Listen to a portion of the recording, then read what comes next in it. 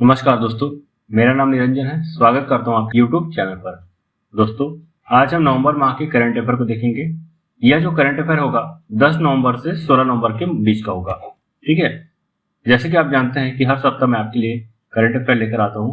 हर शाम रविवार को आपको करंट अफेयर देखने को मिलता है। देखिए, वीडियो आपके लिए बहुत ही इंपॉर्टेंट होने वाला है, क्योंकि यहाँ से क्वेश्चन आपके एग्जाम में जरूर देखने को मिलेगा, क्योंकि यहाँ पे वही क्वेश्चन को रखा गया है जो ज्यादा आने का चांसेस है। तो वीडियो पे आप अंत तक बने रहेंगे, और वीडियो पसंद आता है तो वीडियो को जरूर लाइक कर दीजिएगा और चैनल को सब्सक्राइब करना बिल्कुल मत भूलिएगा। तो चलिए शुरू करते हैं। हाल ही में किसे बुकर पुरस्कार 2025 से सम्मानित किया गया? तो बुकर पुरस्कार 2025 से डेविड सेजेले को सम्मानित किया गया है। ठीक है, देखिए, हंगरी मूल के ब्रिटिश लेखक डेविड सेजेले को उनके उपन्यास फ्लैश के लिए, याद रखेंगे किस उपन्यास के लिए दिया गया है, तो उपन्यास फ्लैश के लिए 2025 का बुकर पुरस्कार दिया गया है। पुरस्कार के रूप में 50,000 यूरो इसे प्रदान किया जाएगा। देखिए, यदि हम बात करते हैं बुकर पुरस्कार की, तो बुकर पुरस्कार जो है ये ब्रिटिश में प्रकाशित उपन्यास या किसी प्रकार के लेख के लिए दिया जाता है। ठीक है, जो अंग्रेजी में लिखा हो। और एक होता है अंतर्राष्ट्रीय बुकर पुरस्कार। आप बताएंगे अंतर्राष्ट्रीय बुकर पुरस्कार से किसे सम्मानित किया गया है। देखिए अगला क्वेश्चन, किसे 130वें संविधान संशोधन विधेयक 2025 की जांच के लिए संसद की संयुक्त समिति का अध्यक्ष नियुक्त किया गया है? तो 130वां संविधान संशोधन, जैसे कि आप जानते हैं, यह जो संशोधन है ये प्रधानमंत्री, मुख्यमंत्री और राज्य और केंद्र के मंत्रियों के लिए लागू होता है। यदि वो 30 दिन तक जेल में बंद रहते हैं तो उसे अपने पद का त्याग देना पड़ेगा। तो यह जो संविधान संशोधन विधेयक है संसद की संयुक्त समिति के पास चला गया है और इसका अध्यक्ष जो है अपराजिता सारंगी बन गई है। देखिए, भाजपा सांसद अपराजिता सारंगी को 130वें संविधान संशोधन विधेयक 2025 की जांच के लिए संसद की संयुक्त समिति का अध्यक्ष नियुक्त किया गया है। देखिए, इस संयुक्त समिति का जो उद्देश्य रहेगा, गंभीर आरोपों का सामना कर रहे प्रधानमंत्री, मुख्यमंत्रियों और मंत्रियों के अयोग्य घोषित करने के कानूनी प्रावधानों का समीक्षा करना है। ठीक, इस समिति में 31 सदस्य है, जिसमें विपक्षी दलों के सदस्य भी शामिल है। तो बहुत ही इंपॉर्टेंट है, याद रखेंगे। 130वां संविधान संशोधन ये बहुत ही हाईलाइटेड है। अभी जैसे ये बिल पारित हो जाएगा फिर यह कानून भी बन जाएगा। देखिए, एक और इंपॉर्टेंट क्वेश्चन, जेम्स वाटसन को 1962 में किसकी खोज के लिए नोबेल पुरस्कार से सम्मानित किया गया था, जिनका 97 वर्ष की आयु में निधन हो गया? हाल ही में इनका निधन हुआ है, और ये जो है जेम्स वाटसन, इन्हें डीएनए की खोज के लिए नोबेल पुरस्कार से सम्मानित किया गया था। देखिए, डीएनए खोजकर्ता नोबेल पुरस्कार विजेता जेम्स वाटसन का 97 वर्ष की आयु में निधन हो गया। जेम्स वाटसन ने 1953 में ब्रिटिश वैज्ञानिक फ्रांसिस क्रिक के साथ मिलकर डीएनए की डबल हेलिक्स संरचना की पहचान की थी, जो 20वीं सदी की सबसे बड़ी वैज्ञानिक खोजों में से एक है। इसी खोज के बाद अपराध जांच, जीनोलॉजी और नैतिकता के क्षेत्र में क्रांति आई। देखिए, कौन इंपॉर्टेंट क्वेश्चन। देखिए दोस्तों, यहाँ पे जितना भी क्वेश्चन है सारा इंपॉर्टेंट है। यह क्वेश्चन आपके एग्जाम में जरूर देखने को मिलेगा, तो पूरा वीडियो को आप अंत तक देखिएगा। किस देश में 30वां संयुक्त राष्ट्र जलवायु परिवर्तन सम्मेलन यानी कि कॉन्फ्रेंस ऑफ पार्टीज 30, इसे सामान्यतः दूसरे नामों में जाना जाता है कॉन्फ्रेंस ऑफ पार्टी, ठीक है, और यह जो है इसका 30वां संस्करण है। तो कहां इसका शुरुआत किया गया? तो देखिए, इसका जो सही उत्तर हो जाएगा ऑप्शन नंबर ए, ब्राजील। तो ब्राजील में इसका आयोजन किया गया। अभी ये 10 नवंबर से 21 नवंबर तक इसका आयोजन होना है। 30वां संयुक्त राष्ट्र जलवायु परिवर्तन सम्मेलन ब्राजील के बेलेम शहर में शुरू किया गया है। यह सम्मेलन 10 से 21 नवंबर 2025 तक आयोजित किया जा रहा है। यदि हम इसके महत्व की बात करते हैं तो देखिए, यह जो सम्मेलन है इसका महत्व है वर्षा वन के किनारे पर आयोजित हो रहा है, जिसका उद्देश्य जलवायु परिवर्तन के समाधान पर चर्चा करना और सख्त कार्रवाई पर जोर देना है। तो देखिए, जैसा कि आप नाम से ही देख सकते हैं, जलवायु परिवर्तन, तो जलवायु परिवर्तन को लेकर बनाया गया यह प्रमुख संगठन है, जिसका जो है हर साल सम्मेलन होता है, जिसे सामान्यतः कॉप के नाम से जाना जाता है, यानी कि कॉन्फ्रेंस ऑफ पार्टीज। यदि हम प्रमुख समिट की बात करते हैं, सम्मेलन की बात करते हैं, तो देखिए, संघाई सहयोग संगठन का जो आयोजन हुआ था चीन में हुआ है। विश्व बैडमिंटन चैंपियनशिप भारत है। G20 समिट 2026 का आयोजन जो है ये अमेरिका में होने वाला है। 91वां वार्षिक G7 शिखर सम्मेलन कनाडा में, वेब सम्मेलन मुंबई में महाराष्ट्र में हुआ है। COP 30 मैंने भी आपको बताया ब्राजील में। बिम्स्टेक 2025 थाईलैंड में। ब्रिक्स ब्राजील में। विश्व आर्थिक मंच की 55वीं वार्षिक बैठक जो है दावोस स्विट्जरलैंड में।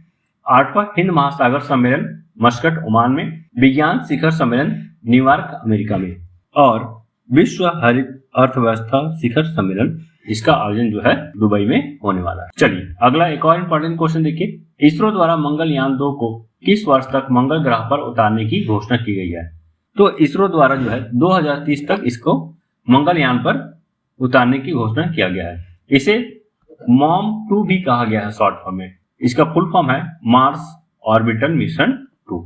इसका पहला संस्करण जो है प्रक्षेपित हो चुका है और यह जो है इसका दूसरा संस्करण है जहां मंगलयान या मंगल ग्रह जो है उसका अनुसंधान और शोध होना है। इसरो ने वर्ष 2030 तक मंगलयान 2 को मंगल ग्रह पर उतारने की घोषणा की है। यह मिशन मंगल ग्रह की सतह पर सॉफ्ट लैंडिंग करने का भारत का पहला प्रयास होगा, जिसमें एक ऑर्बिटल और एक लैंडर शामिल है। यदि हम इसरो की स्थापना की बात करते हैं तो इसका स्थापना 1969 में, मुख्यालय बेंगलुरु में और वर्तमान अध्यक्ष वी नारायणन। अगला क्वेश्चन देखिए, हाल ही में बिहार का चुनाव हुआ था दोस्तों और 14 तारीख को ठीक इसका रिजल्ट भी आ गया है, तो ये बहुत ही इंपॉर्टेंट है। देखिएगा यहाँ से क्वेश्चन जरूर पूछा जाएगा और बिहार का चुनाव जो है इस बार जातिवाद से परे इस बार विकास को लेकर यह चुनाव के रूप में देखा गया है। ठीक है, तो देखिए प्रश्न है बिहार के 10वीं बार मुख्यमंत्री कौन बनेंगे? ठीक है, वर्तमान में ये बने नहीं है लेकिन बनेंगे, क्योंकि देखिए जो एनडीए गठबंधन है तो इसका मुख्य जो चेहरा था वो है नीतीश कुमार। तो इस बार 202 सीटों पर एनडीए ने कब्जा कर लिया है और इस तरह से नीतीश कुमार अगले मुख्यमंत्री के तौर पर शपथ लेंगे, क्योंकि चुनावी रैली के समय नीतीश कुमार को ही मुख्यमंत्री का चेहरा घोषित किया गया था। देखिए यदि हम चुनाव के परिणाम की बात करते हैं तो एनडीए को 202, महागठबंधन को 35 और अदर को 6। यदि हम इसमें बीजेपी की बात करते हैं तो देखिए पहली बार बीजेपी जो है 89 सीट अपने नाम की है। जनता दल की तो 85 है। आरजेडी राष्ट्रीय जनता दल की हम बात करें तो 25 है, बहुत ही बुरी तरह से मार खाए हैं और लगभग 40 से अधिक सीट इस बार गंवाए हैं और इसी का फायदा जो है जनता दल और बीजेपी को मिला है। वही हम बात करते हैं एलजेपीआरवी को, तो इसको 19 सीट मिला है इंडियन नेशनल कांग्रेस की, तो बहुत ही शर्मनाक स्थिति में है, 6 सीट ही जीत पाए हैं। ठीक है, तो ये इस तरह से है, बहुत ही इंपॉर्टेंट, याद रखिएगा। चलिए अगला एक और इंपॉर्टेंट क्वेश्चन देखिए, शीतल देवी किस खेल से संबंधित है जो सक्षम अंतरराष्ट्रीय प्रतियोगिता के लिए चुनी गई पहली भारतीय पैरा एथलीट बन गई है? तो देखिए इसका सही उत्तर हो जाएगा तीरंदाजी। आप इमेज में भी देख सकते हैं शीतल देवी को, जिनके पास जो है हाथ नहीं है और ये इस तरह से मुंह और पैर से ही काम चलाकर अंतरराष्ट्रीय प्रतियोगिता के लिए अपना नाम कमाई है। अब हम स्पोर्ट्स से संबंधित प्रमुख प्रश्नों को देखते हैं। प्रो कबड्डी लीग के 12वें संस्करण का खिताब जो है दबंग दिल्ली ने अपने नाम किया है। वुमेन्स वर्ल्ड कप इंडिया अपने नाम किया है हाल ही में। ठीक है, याद रखिए, और पहला जो है खिताब है भारत के लिए। सुल्तान ऑफ जोहोर कप 2025 ऑस्ट्रेलिया ने जीता है। दिलीप ट्रॉफी के 62वें संस्करण सेंट्रल जोन ने अपने नाम किया है। Men's Asia hockey cup Bharat ने जीता है। US Open 2025 Carlos Alcaraz US Open में महिला एकल का खिताब। आरेना सबलेंका शाह अंडर 17 महिला championship Bharat. FIDE world cup 2025 Goa में आयोजित हो रहा है। डायमंड लीग 2025 नीरज चोपड़ा इसमें सिल्वर पदक प्राप्त करते हैं। राष्ट्रमंडल भारोत्तोलन चैंपियनशिप 2025 में स्वर्ण पदक मीराबाई चानू। एशियाई शूटिंग चैंपियनशिप 2025 कजाकिस्तान, इसमें मनु भाकर। फीफा रैंकिंग में भारत का स्थान जो है ठीक 133वें है। फिडे महिला शतरंज विश्व कप जीतने वाली पहली भारतीय महिला दिव्या देशमुख बन गई है। बहुत ही इंपॉर्टेंट है, याद रखिएगा। चलिए अगला क्वेश्चन देखिए, किस स्थान पर आदिवासी स्वतंत्रता सेनानियों को समर्पित भारत के पहले पूर्ण डिजिटल संग्रहालय का उद्घाटन किया गया? तो देखिए इसका उत्तर हो जाएगा नवा रायपुर। तो नवा रायपुर में हाल में प्रधानमंत्री नरेंद्र मोदी के द्वारा जो है देश के पहले डिजिटल संग्रहालय का उद्घाटन किया गया है। यह संग्रहालय जो है आदिवासी स्वतंत्रता सेनानियों को समर्पित है।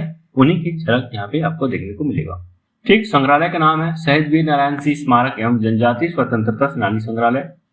यह छत्तीसगढ़ के नवा रायपुर अटानगर में स्थित है। इसका महत्व, भारत का पहला पूर्णतः डिजिटल संग्रहालय है जो जनजातीय नायकों को समर्पित है। चलिए एक और क्वेश्चन देखिए, किस राज्य में भारत की सबसे बड़ी भूतापीय ऊर्जा प्रौद्योगिकी पायलट परियोजना शुरू करने की घोषणा की गई है?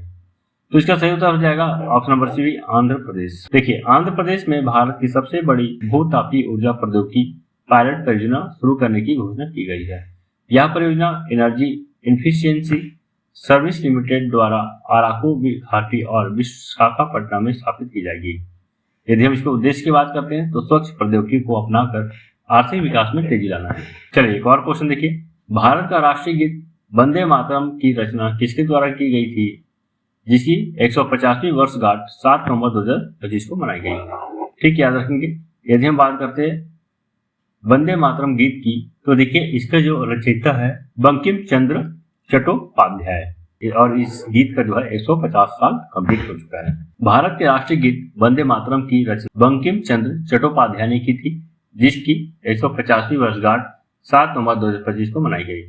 यह गीत 1875 में लिखा गया था और उनके उपन्यास आनंद मठ में शामिल है। याद रखेंगे। किसे हुरुन इंडिया परोपकार सूची 2025 के अनुसार सबसे उदार दानदाता के रूप में चुना गया है? तो इसका सही उत्तर हो जाएगा शिव नाडर और परिवार। ठीक याद रखेंगे। टीसीएस के जो है ये संस्थापक है शिव नाडर और सबसे रईस हैं और सबसे दानी व्यक्ति भी हैं। यदि हम 2024-25 की बात करें तो इन्होंने 2708 करोड़ रुपए का दान किया, जो प्रतिदिन औसतन 7.4 करोड़ से अधिक है। चलिए अगला क्वेश्चन, हाल ही में भारत के 91 शतरंज ग्रैंड मास्टर कौन बन गए हैं? तो भारत के 91 शतरंज ग्रैंड मास्टर जो है ये राहुल वीएस बन गए हैं। उन्होंने यह उपाधि जो है फिलीपींस के ओजामी सिटी में चल रही 6वीं आसियान इंडिविजुअल चैंपियनशिप में एक राउंड पहले ही यह तमगा हासिल कर लिया। देखिए ग्रैंड मास्टर क्या है? तो ग्रैंड मास्टर विश्व शतरंज संगठन FIDE द्वारा शतरंज खिलाड़ियों को दी जाने वाली एक उपाधि है। यह विश्व चैंपियन के अलावा ग्रैंड मास्टर एक शतरंज खिलाड़ी द्वारा प्राप्त की जाने वाली सर्वोच्च उपाधि है। यदि हम बात करते हैं पहले ग्रैंड मास्टर की तो ये है विश्वनाथन आनंद। इन्होंने 1988 में खिताब जीता था। चलिए अगला क्वेश्चन देखिए, किस राज्य से पापुआ न्यू गिनी को फोर्टिफाइड चावल कर्नेल का पहला निर्यात किया गया है? तो इसका उत्तर हो जाएगा छत्तीसगढ़। तो भारत के कृषि निर्यात और पोषण मिशनों को एक महत्वपूर्ण प्रोत्साहन देते हुए कृषि एवं प्रसंस्कृत खाद्य उत्पाद निर्यात विकास प्राधिकरण ने छत्तीसगढ़ से पापुआ न्यू गिनी को 20 मीट्रिक टन फोर्टिफाइड चावल के निर्यात को सफलतापूर्वक सक्षम बनाया है। देखिए यह चावल जो है कोई साधारण चावल नहीं है, इसमें लौह, फोलिक एसिड और विटामिन B12 का मात्रा प्रचुर मात्रा में है। विश्व शांति एवं सुरक्षा नेता पुरस्कार 2025 किसे प्रदान किया गया? तो देखिए विश्व शांति एवं सुरक्षा नेता पुरस्कार 2025 श्री श्री रविशंकर को प्रदान किया गया है। देखिए श्री श्री रविशंकर को 2025 का विश्व शांति एवं सुरक्षा नेता पुरस्कार प्रदान किया गया है। उन्हें बोस्टन ग्लोबल फोरम और AI वर्ल्ड सोसाइटी द्वारा सम्मानित किया गया है। उन्हें मानवतावादी सेवा, सुलह और शांति स्थापना के लिए योगदान के लिए सम्मानित किया गया है। अगला क्वेश्चन देखिए, किस स्थान पर क्वाड देशों के बीच मालाबार युद्ध अभ्यास 2025 शुरू किया गया? यदि हम क्वाड की फुल फॉर्म की बात करते हैं तो देखिए इसमें 4 देश शामिल है, जिसमें भारत है, ऑस्ट्रेलिया है, जापान है और अमेरिका है। तो ये 4 देश है। यदि हम इसका बात करते हैं कहाँ शुरू किया गया तो इसका उत्तर हो जाएगा गुआम में। देखिए क्वाड देशों के बीच मालाबार युद्ध अभ्यास 2025 उत्तरी प्रशांत महासागर में गुआम के पास शुरू हुआ। यह बहुपक्षीय सैनिक अभ्यास भारत, अमेरिका, ऑस्ट्रेलिया और जापान के नेताओं के बीच आयोजित किया गया। इसका उद्देश्य हिंद प्रशांत क्षेत्र की समुद्री सुरक्षा सुनिश्चित करने में योगदान देना है। चलिए अगला क्वेश्चन देखिए, निम्न में से कौन ISSF विश्व चैंपियनशिप में पदक जीतने वाले पहले व्यक्तिगत भारतीय निशानेबाज बन गए हैं? तो देखिए ISSF विश्व चैंपियनशिप में पदक जीतने वाले पहले व्यक्तिगत भारतीय की हम बात करते हैं तो ये है विमल गुप्ता। तो देखिए इसका जो सही उत्तर हो जाएगा अनीश भानवाला। देखिए भारतीय निशानेबाज अनीश भानवाला ने काहिरा में आयोजित ISSF विश्व चैंपियनशिप 2025 में पुरुषों की 25 मीटर रैपिड फायर पिस्टल स्पर्धा में रजत पदक जीतकर अंतर्राष्ट्रीय स्तर पर अपनी एक अलग पहचान बनाई है। 23 वर्षीय अनीश का यह पहला सीनियर स्तर का व्यक्तिगत विश्व चैंपियनशिप पदक है, जो भारतीय शूटिंग के लिए एक उल्लेखनीय योगदान है। अगला क्वेश्चन देखिए, किसने वर्ष 2027 तक अंतरिक्ष में सौर ऊर्जा से चलने वाले एआई डेटा सेंटर बनाने के लिए प्रोजेक्ट सन कैचर लॉन्च किया है? तो देखिए इसका सही उत्तर हो जाएगा ऑप्शन नंबर डी। देखिए गूगल के द्वारा 2025 नवंबर में प्रोजेक्ट सन कैचर की घोषणा की, जिसका उद्देश्य सौर ऊर्जा से संचालित अंतरिक्ष आधारित एआई इंफ्रास्ट्रक्चर विकसित करना है। इसका स्थापना 4 सितंबर 1998 को होता है। मुख्यालय कैलिफोर्निया है और इसके सीईओ है सुंदर पिचाई। अगला क्वेश्चन देखिए, भारत और किस देश के बीच संयुक्त अभ्यास मित्र शक्ति 11/2025 शुरू हुआ?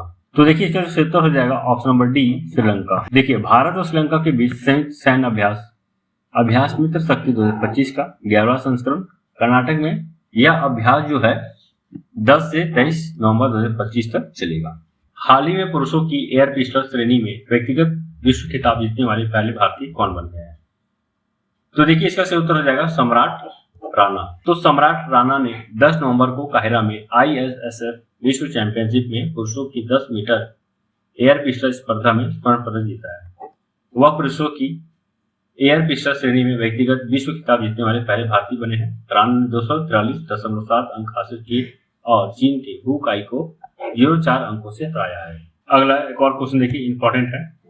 कौन सा देश 2027 में COP32 जलवायु शिखर सम्मेलन की मेजबानी करेगा? तो देखिए कॉप, अभी हम बात किए थे COP30 का, जो कि ब्राजील में आयोजित हो रहा है, और COP यदि 32 की बात करते हैं तो ये जो है इथोपिया में आयोजित होगा। ठीक है, याद रखेंगे इथोपिया में आयोजित होगा।